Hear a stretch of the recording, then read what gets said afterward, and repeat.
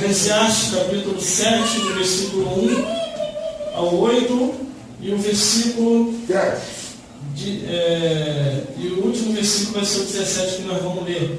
Glórias a Deus. Vamos à leitura da palavra de Deus e a sua vitória. Eclesiastes capítulo 7, do versículo 1 ao 8, e diz assim a palavra do Senhor: melhor é a boa fama do que o melhor unguento, e o dia da morte do que o dia do nascimento de alguém. Melhor ir à casa onde há luto do que ir à casa onde há banquete. Melhor se ver o fim de todos os homens, e os vivos aplicarão ao seu coração. Melhor é a tristeza do que o riso. Melhor é a tristeza do rosto, que se faz melhor o coração. O coração dos sábios está na casa do bem, mas o coração dos tolos está na casa da alegria. Melhor é ouvir a repreensão do sábio do que ouvir a canção de um tolo, porque qual crepitado de espinho debaixo de uma panela, tal é o riso do tolo. Também isso é vaidade. Verdadeiramente a opressão faz endoidecer até o sábio, e o suborno corrompe o coração. Melhor é o fim do que o princípio delas, melhor o longânimo do que o altivo de coração. Vamos repetir o versículo 17, que diz assim: não sejas... Vai, pode. Demasiadamente rico, nem seja louco, porque poderias fora do teu tempo. Novamente, não seja demasiadamente rico, nem seja louco, porque poderias fora do teu tempo. Glórias a Deus. Vamos analisar a visão do homem de Deus e o porquê que ele chegou a essa conclusão. Glórias a Deus. Glórias a Jesus e glórias ao Espírito Santo de Deus. Vamos falar da nossa vida, falar do passado, falar do presente, e Deus vai falar aos corações que estão aqui. Glórias a Deus. Aqui o homem de Deus, ele contempla todos os seres humanos que estavam passando no seu tempo e na sua época. Glórias a Deus. Cada um tem a sua vida, cada um tem a sua maneira de viver. E aí ele começa a enxergar todas as coisas. Glórias a Deus. E ele começa a ver que de tudo que o homem e a mulher pode granjear nesta vida, o melhor é a boa fama. Aí no versículo 1 ele já faz a abertura dizendo assim: melhor é a boa fama do que o unguento, e o dia da morte do que o nascimento de alguém. Para ele chegar a essa conclusão, ele definiu o seguinte: que tudo nessa vida em que o homem ou a mulher venha granjear ou obter, através do suor do seu rosto, através da sua conquista, o melhor é a boa fama. Porque muitos conquistam muitas coisas e começam a deixar a desejar, começam a dar mau testemunho, e não é isso que Deus quer. Outros trazem até escândalo. E Jesus disse uma certa vez, dizendo: ai daquele pelo qual veio o escândalo. Era melhor que essa pessoa não viesse a ter nascido. Glórias a Deus.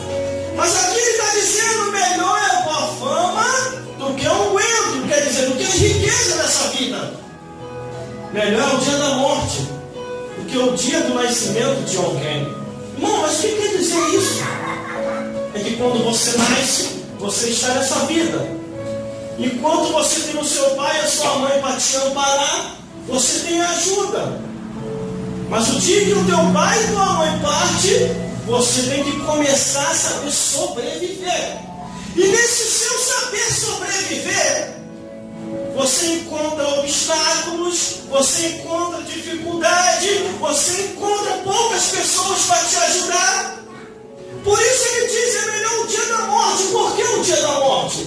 Porque morreu, você não precisa mais se preocupar em comprar roupa, em comprar alimento, em se preocupar com alguém. Você não precisa se preocupar mais nada, porque você já morreu. Acabou. Glórias a Deus. Acabou. Mas enquanto você estiver vivo, você tem que trabalhar para sobreviver. Por isso ele diz, é melhor morrer logo do que continuar aqui nessa vida.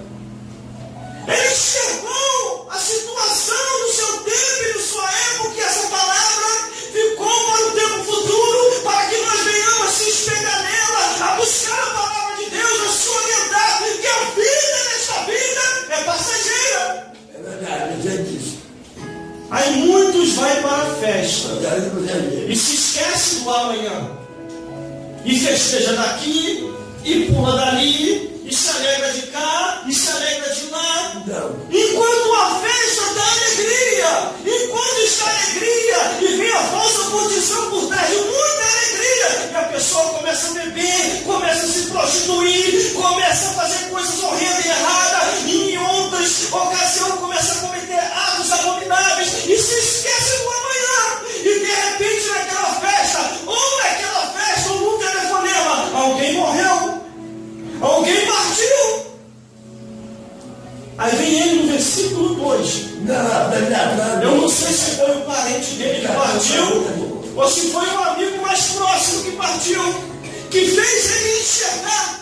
E escreveu o versículo 2, inspirado por Deus, assim: melhor é ir numa casa onde há luto do que ir numa casa onde há banquete, porque ali se vê o fim de todos os homens, e os vivos aplicam isso ao coração. Aleluia. Glórias a Deus. Este homem que escreveu essa carta no livro de Eclesiastes, ele enterrou seu pai, enterrou seu irmão, enterrou parentes e creio que até amigos. Ele indo ao velório, ele viu a realidade.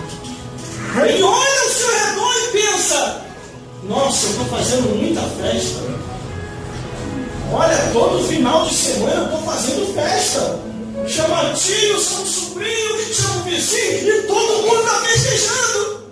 Mas acabei de vir do velório do meu pai, acabei de vir do velório da minha mãe, acabei de vir do velório do meu tio, do meu sobrinho, do amigo meu mais próximo.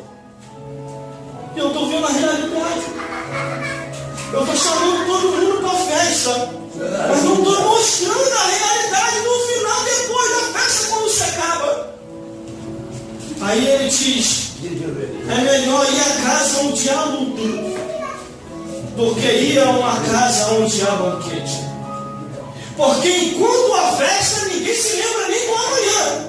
Mas quando você vai no sepultamento de alguém, você já vai com a mente a 1000 por hora e o coração acelerado. Fulano partiu, em breve sou eu.